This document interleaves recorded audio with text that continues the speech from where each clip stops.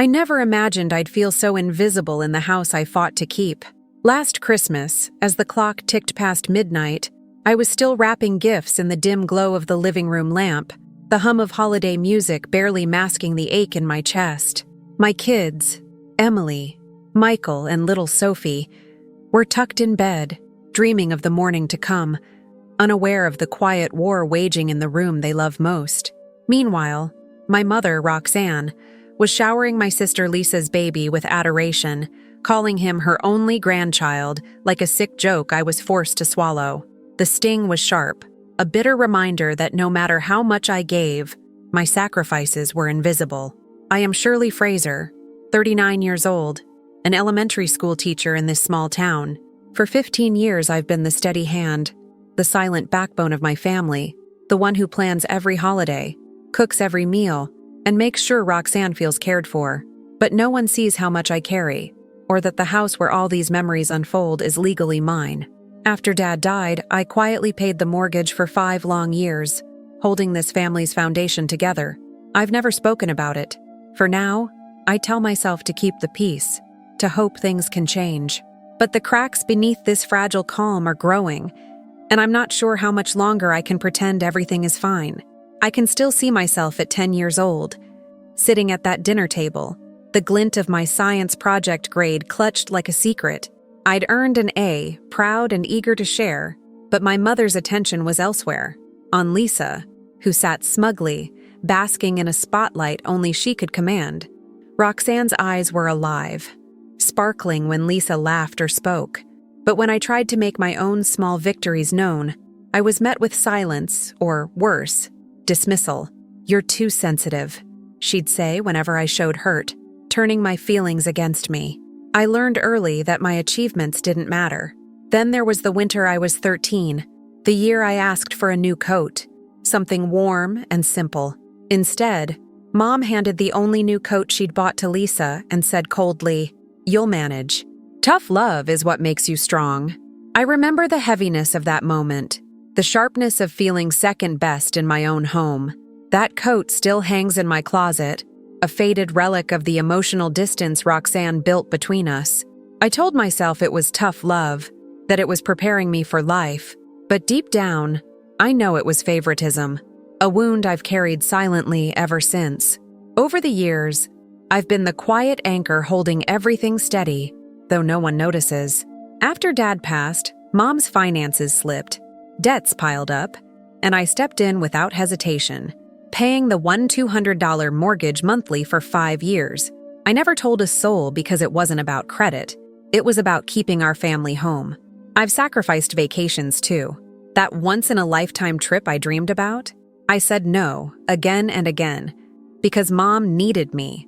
Daniel, my husband, sometimes questions if I'm being taken for granted, his voice heavy with frustration when he wonders if I'm invisible.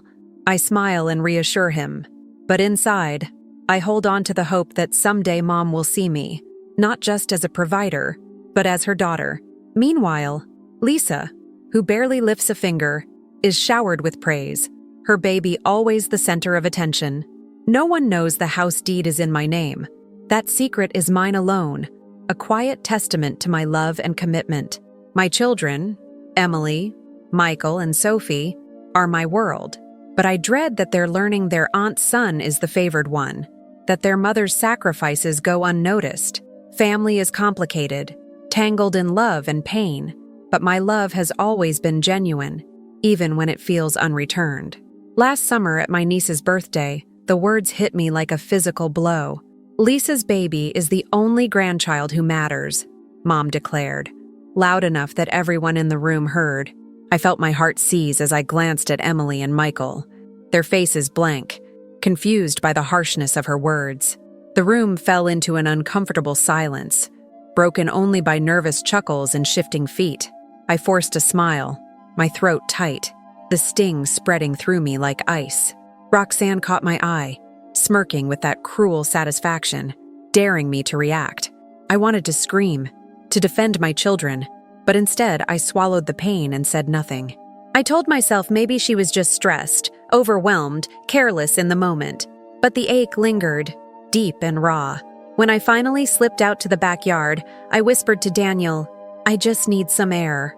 For the first time, I didn't stay silent. That small act, leaving early, refusing to take her abuse passively, was a quiet rebellion. I wasn't sure if she noticed, but I knew, just for a moment, I had drawn a line.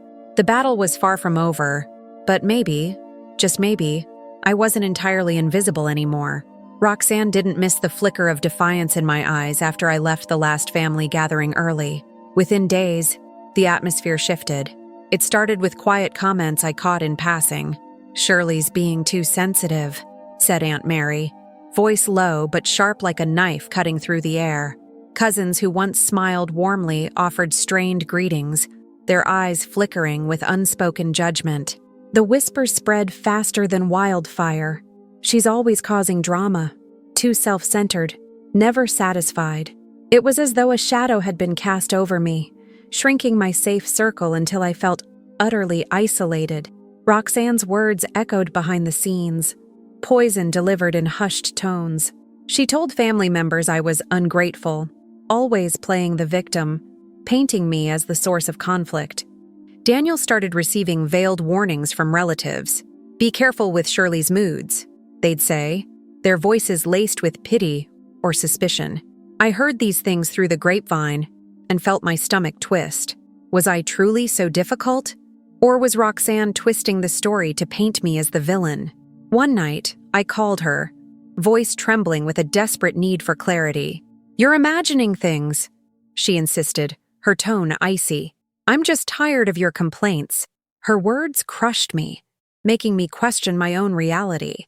The walls seemed to close tighter around me, and I wondered if I was losing myself in this endless cycle of doubt and gaslighting. The isolation gnawed at me. I replayed every interaction, wondering if I'd misunderstood, overreacted, or been too sensitive as Roxanne claimed.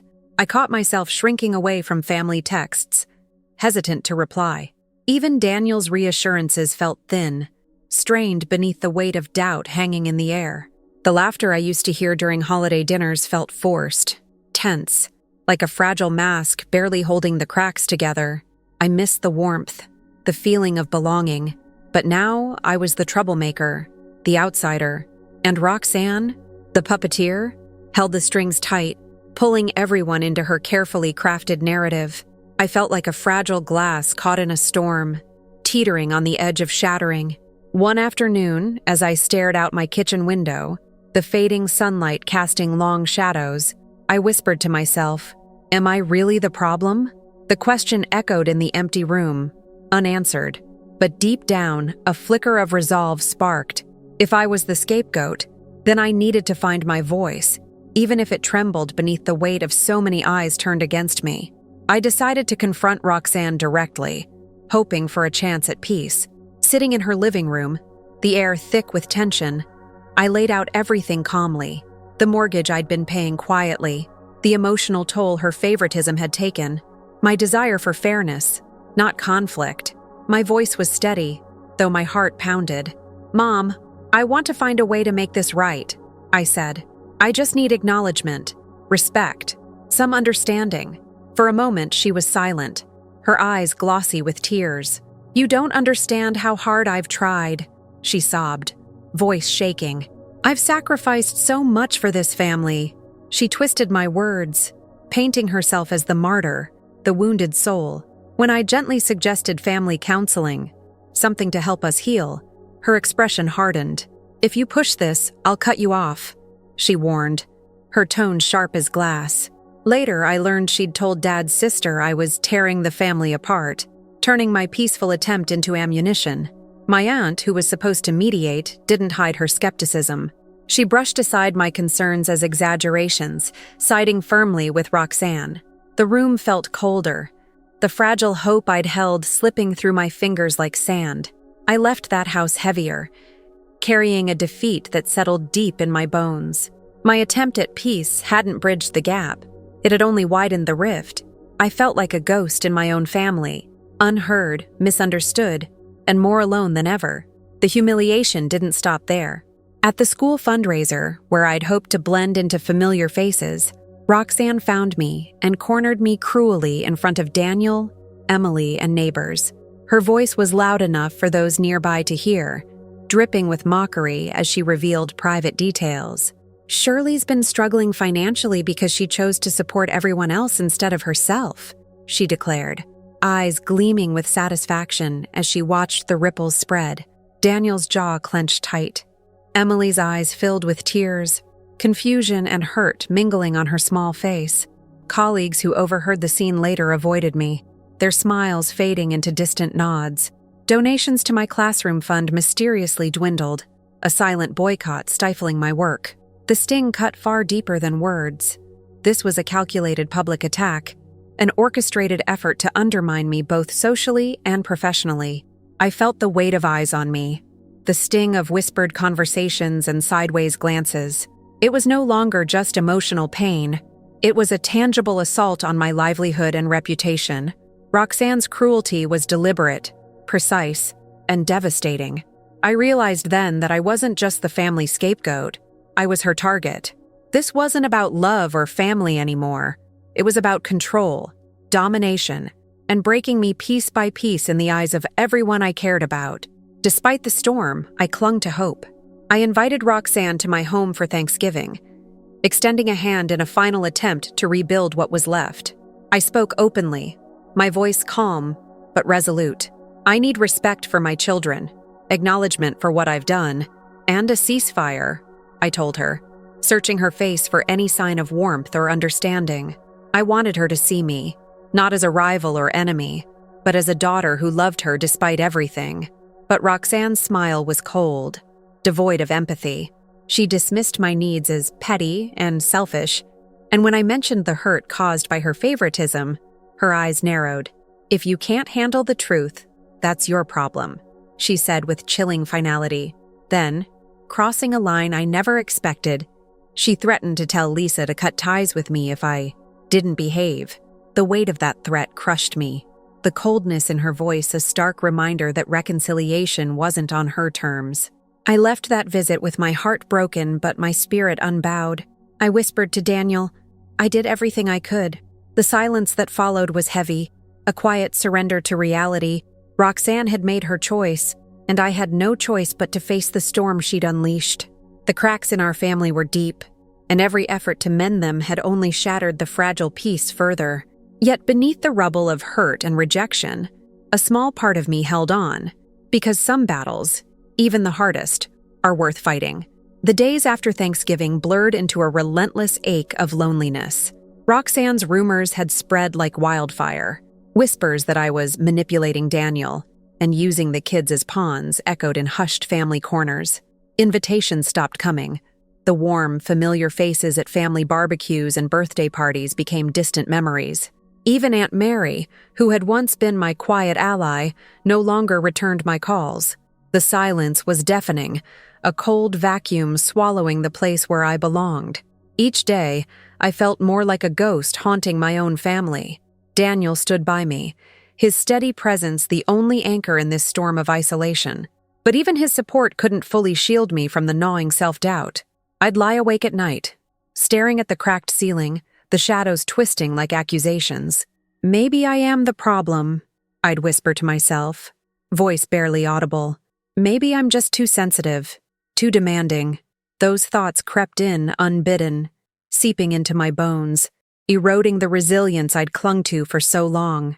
But exhaustion always won. My mind dulled beneath the weight of relentless emotional depletion.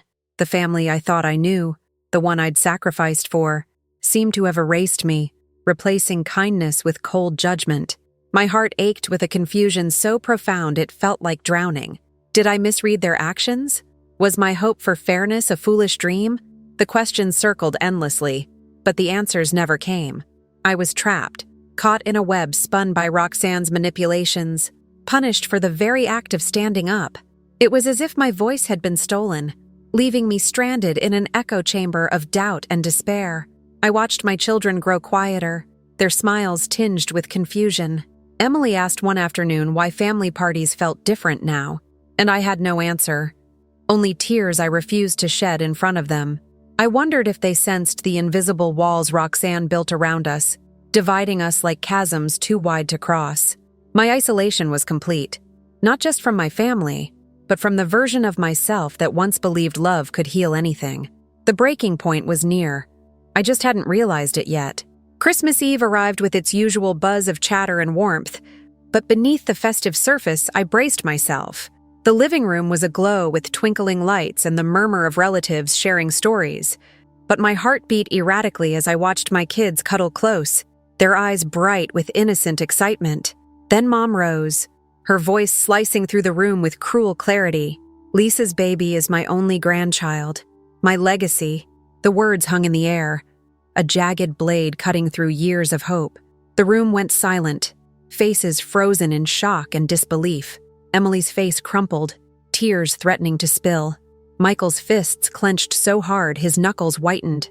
I didn't respond, my mouth dry, heart pounding so fiercely I feared it might burst. Without a word, I gathered my children's coats, their small hands trembling in mine, and we quietly slipped out. The rustle of our coats was loud in the stunned silence that followed, a ghostly reminder of what had been lost. Months earlier, I'd uncovered another betrayal. Lisa had sold the family car I'd purchased, without telling me, claiming it as hers. The title was in my name, but no one seemed to care. That moment on Christmas Eve wasn't just about words. It was the final fracture in a family already broken. The hurt transformed into something colder, sharper. Inside, a switch flipped. Pain hardened into ruthless clarity. The illusions were gone. The family I had fought for was no longer the one I lived in. I stood at the edge of something dark and unfamiliar, a place where hope no longer lived, and survival was all that mattered. Later that night, alone in my dimly lit bedroom, I sat surrounded by old photographs, faded images of birthdays, graduations, and quiet moments I'd treasured. Each picture told a story of sacrifices made in silence, tears shed when no one was watching, and love given without return. The pain was raw and fresh, a gnawing ache that clawed at my chest. But beneath it, something else stirred, a fierce, simmering anger. This wasn't just my burden. It was a pattern as old as my childhood, a cycle of neglect and manipulation I'd allowed to continue for too long. The realization struck me hard. I had been blinded by hope, fooled by the promises of change, and restrained by the invisible chains Roxanne wrapped around my heart. Now, grief and rage fused into a potent new force within me. I wasn't powerless anymore. I whispered into the quiet, "Never again." The words felt like a vow, a promise to myself that I would no longer be the family's doormat. I thought about the house, the mortgage I'd paid for half a decade, the foundation I'd kept steady while others crumbled. That house was more than bricks and mortar. It was my power, my proof that I mattered. The rage sharpened my focus, turning pain into resolve. I was done hiding in the shadows of favoritism and cruelty. It was time to reclaim my dignity, to draw a line where none had been before. The fire within me burned brighter than ever, fueled by the knowledge that I deserved respect, not just from my family, but from myself. That same night, I sat down with Daniel, the weight of everything pressing down on me like a storm. I told him everything, the favoritism, the betrayals, the secret of the house I'd shielded for years. His eyes never wavered. He listened with a quiet strength that steadied my trembling heart.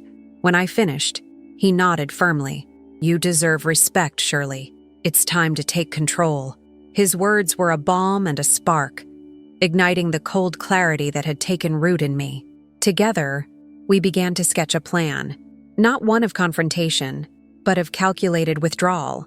We would slowly pull back our financial support, our emotional labor, the invisible threads that Roxanne used to hold the family captive. It wasn't about revenge. It was about making her understand consequences, about forcing the family to face the vacuum left when I stopped being the safety net. No dramatic speeches or public battles, just quiet, strategic moves that would speak louder than words. For the first time in years, I felt a strange mix of fear and exhilaration. This was the beginning of something new, a reclamation of my voice and my power. Roxanne had controlled the narrative for too long. Now, it was my turn to write the next chapter, cold and precise, with no space for manipulation or cruelty. As Daniel squeezed my hand, I realized I wasn't alone anymore. Together, we were ready to fight for the dignity that had long been denied. The road ahead was uncertain, but for the first time, I felt something I hadn't dared to before. Hope rooted in strength, not in illusions. I sat at the kitchen table, papers and notebooks spread out like a war room. The quiet ticking of the clock was the only sound as I methodically listed every way my family depended on me. Roxanne's utility bills, nearly half covered by my monthly transfers. The grocery deliveries I coordinated without complaint, ensuring Lisa's household never missed a single order. Even the car insurance for her family was under my name, a fact I'd hidden to avoid conflict. But it wasn't just money.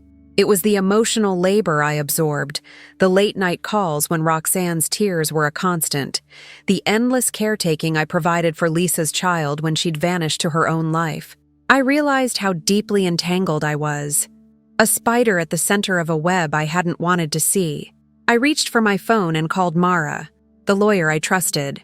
Her voice was calm but firm as I described the financial entanglements and property deeds I'd quietly secured over the years. We poured through months of bank statements and text messages, each one a thread, weaving the undeniable truth. I had been the family's invisible pillar. "You've been the safety net," Mara said softly, "but it's clear they've taken advantage. You have more control than you think." That phrase echoed inside me, warming a hollow space I hadn't known was so empty. Documenting everything on my laptop, I felt the first stirrings of power, a cold clarity that was both frightening and necessary. I mapped out their vulnerabilities like a strategist, cut off the funds here, declined the deliveries there, refused to answer the emotional calls that drained me. The power I'd guarded like a secret weapon was suddenly tangible, right at my fingertips. I traced my finger over the spreadsheet, feeling the weight lift just a little. Roxanne's demands had always seemed relentless, but now I saw the seams in her armor, the places where she depended on my sacrifices. The thought of withdrawing that support felt like stepping onto thin ice, terrifying but inevitable. The years of silent endurance had prepared me for this moment more than I'd realized. The house loomed behind me, a fortress built from years of unseen labor and quiet defiance. It was proof I mattered, even if no one else acknowledged it. The cold withdrawal wasn't just a threat anymore. It was a plan, one I would execute with careful precision. I whispered to myself, "This is the line. This is where I stop being invisible." The room felt charged, as if the air itself was holding its breath. I was no longer just the overlooked daughter. I was a force gathering strength in the shadows, ready to reclaim what was mine. Over the following weeks, I moved in silence, changing passwords and rerouting payments with deliberate care. Each alteration was a small act of rebellion cloaked in routine. My fingers hesitated only once when I canceled the grocery delivery Lisa depended on, but the dull ache in my chest reminded me why this had to be done. At family gatherings, I wore my usual calm mask, smiling politely while the slow unraveling played out beneath my steady gaze. Roxanne noticed the odd glitches, a missed package here, a declined card there, but her dismissive shrug told me she believed these were mere annoyances, not the beginning of a shift. Daniel helped me stay grounded. "Keep steady," he whispered one evening, sensing my tension as Roxanne grumbled about a late payment. "They're not ready to see it yet." I nodded, swallowing the frustration that bubbled beneath my skin. Around me, life seemed unchanged, at least on the surface. The quiet was thick, like the calm before a storm, and I felt the weight of what was to come settling deep in my bones. The legal documents Mara prepared sat on my desk, ready to protect the home that symbolized more than shelter. It was my sanctuary, my proof of endurance. Despite the careful facade, there were moments my heart tightened. When Lisa called, I chose not to answer, watching the call go to voicemail with a pang of guilt. But I reminded myself that this was the only way to break free from the cycle. The house, the finances, the emotional support, all threads I once wove with love, were now strands I would unravel. The silence I kept was deafening, and yet necessary. Roxanne's empire of control was built on my sacrifices, and I was quietly dismantling it, step by calculated step. One gray afternoon, as I sifted through an old box of family papers, a knock startled me. At the door stood Margaret, a distant cousin I barely knew, her eyes lined with tired sorrow. "I heard things," she said softly, stepping inside with a folder clutched in her hands. I barely had time to process before she handed it over. Letters, receipts, faded bank statements that painted a chilling picture. Roxanne had done this before, not just to me but to others in our extended family. She manipulated inheritances, diverted funds, played favorites to keep everyone under her thumb. Margaret's voice trembled as she recounted how her own family had been fractured by Roxanne's steady patterns of abuse. Reading through the evidence, I felt a cold knot tighten in my stomach. This wasn't just a personal betrayal. It was a legacy of cruelty passed down like a poison. The realization fueled a surge of urgency and clarity I hadn't anticipated. Roxanne wasn't a flawed mother. She was a serial victimizer, a master manipulator weaving pain through generations. I looked up at Margaret, gratitude and anger mingling in my gaze. "Thank you," I whispered. "This changes everything." The folder in my hands was more than proof. It was a call to arms, a reckoning long overdue. That night, the weight of the revelation settled heavily on my chest. The house, the sacrifices, the years of emotional servitude, they were part of a much larger pattern. But now, armed with knowledge, the cold withdrawal wasn't just about reclaiming my dignity. It was a fight to break a cycle.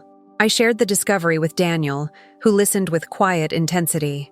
"You're not alone in this," he said, squeezing my hand. His support steadied me, and I felt the simmering fire inside grow hotter, casting long shadows over the family I once believed in.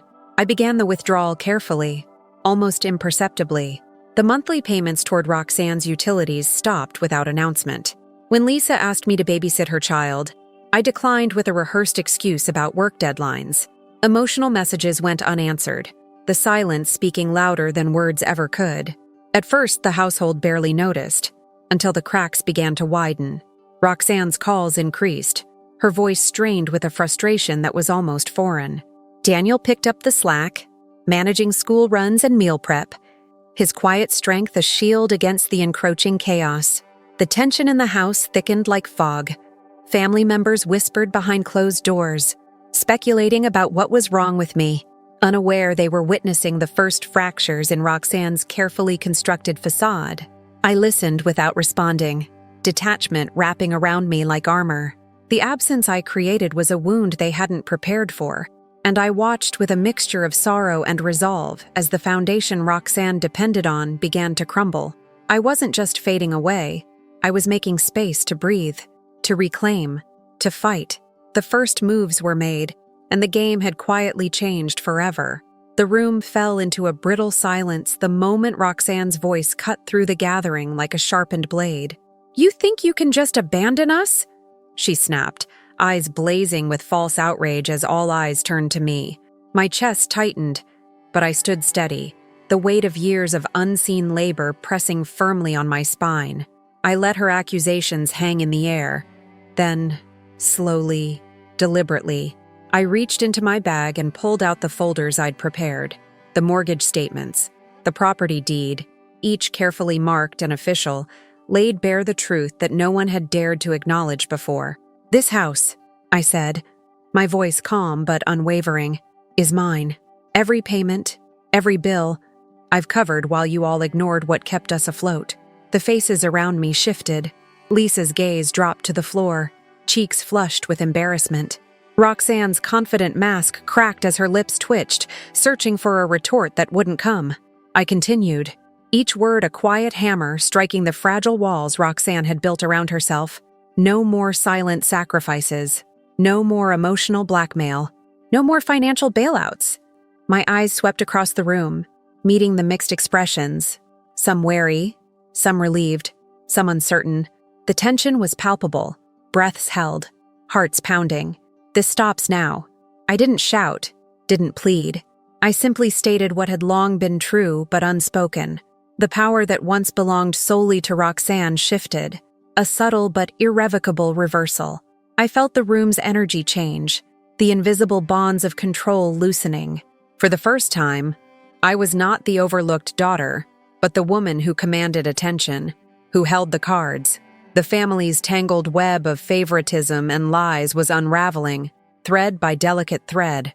Roxanne's eyes darkened, her nostrils flaring as she struggled to reclaim her footing. I could see the rage flicker behind her eyes, but it was tempered now by uncertainty.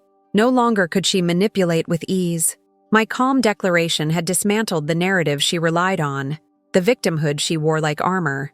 Lisa shifted in her seat, avoiding my gaze, as if acknowledging the truth was too heavy a burden to bear. I held the room's gaze firmly, refusing to shrink back into the shadows.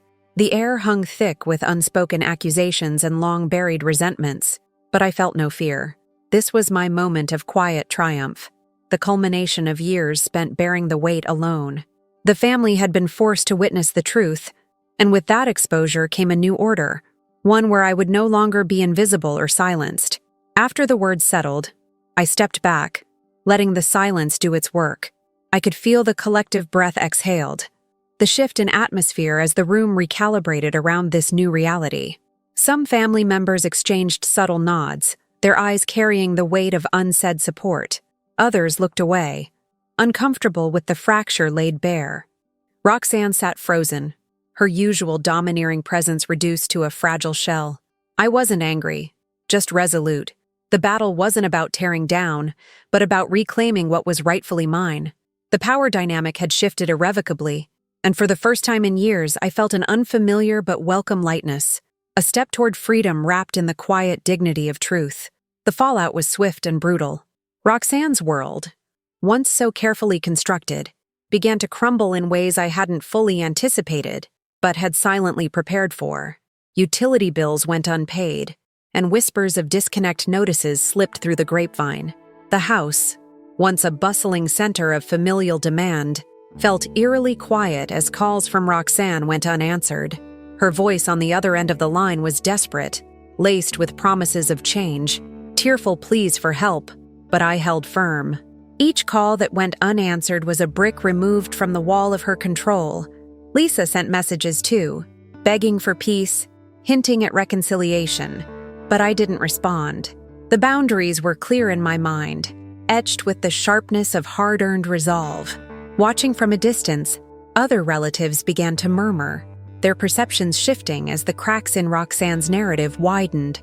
The story she'd spun for years, that she was the overlooked victim, was unraveling under the weight of undeniable facts. Gossip floated through the family, subtle but effective, spreading the reality that Roxanne's image was not as pristine as she claimed. The social standing she prized began to erode, replaced by skepticism and quiet judgment.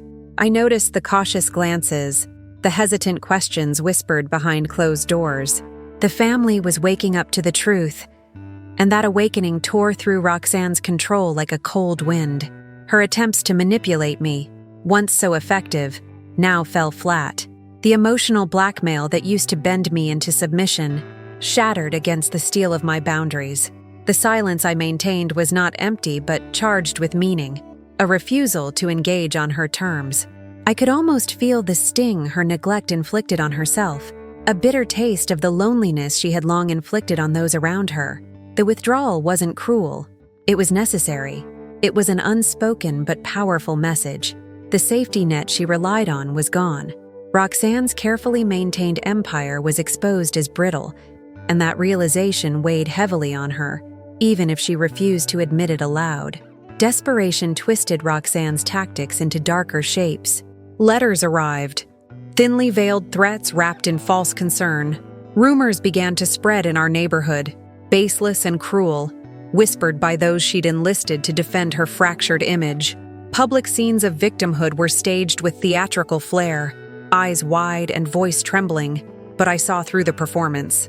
Within the family, pressure mounted from flying monkeys, relatives who warned me against bitterness, who demanded forgiveness as if it were a simple act.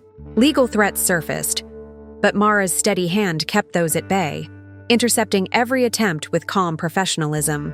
I was prepared, armored with truth and support. A handful of family members reached out quietly, their apologies tentative and filled with regret. I responded with measured caution, knowing forgiveness wasn't an obligation, but a choice. Some connections began to rebuild on new terms, but my trust was no longer given freely. Roxanne's isolation grew palpable. The web of allies she'd counted on frayed and snapped. Her confidence, once unshakable, crumbled into desperation and defeat. The narcissist's reign was over, not with a bang, but with the steady dismantling of her power. In the ruins, I found a strange solace, a space cleared by truth where healing might take root. The family was fractured, yes, but I was no longer the broken piece trying to hold it all together. 6 months later, the house was quiet but alive with a different kind of warmth. Christmas morning unfolded gently. Just Daniel, me, and our 3 children nestled around the hearth. The familiar sense of cinnamon and pine mingled with the laughter of little voices, a stark contrast to the years of tension and unspoken pain. The family no longer gathered here. Roxanne's shadow had faded. The bonds we nurtured were no longer tangled in manipulation, but rooted in genuine love and respect. I had set clear boundaries. Limited contact with Roxanne.